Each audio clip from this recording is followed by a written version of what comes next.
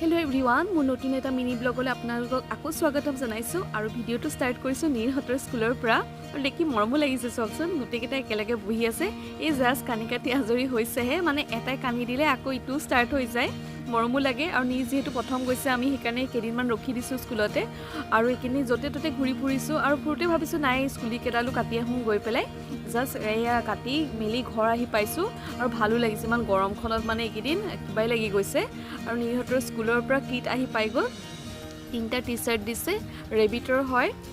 তাৰপিছত বেগ দিছে কেপ দিছে কিন্তু তাৰ হে টি-শাৰ্ট কেইটা নহলে সাইজটো অকমান সৰু হৈ গ'ল আৰু নীৰ আহি পেলাই পুৰা কামত লাগি গৈছে চকী টানা ইটো টানা কালাৰ দিয়া আৰু গোটে প্লে গ্ৰুপত গলে ভালো হয় তাহাঁতে একেলগে খেলি থাকে ইটোৱে কানিলে ইটো ফুটলা দিয়ে আৰু এই টুপিটো দেখিছে ন তাহাঁতি বনাইছে গোটে হোপা একেলগে মিলি পেলাই আৰু মোৰ যদি ভিডিওবোৰ আপোনালোকৰ অলপ হলেও চাই ভাল লাগে প্লিজ লাইক এণ্ড সাবস্ক্ৰাইব কৰিব ঠিক আছে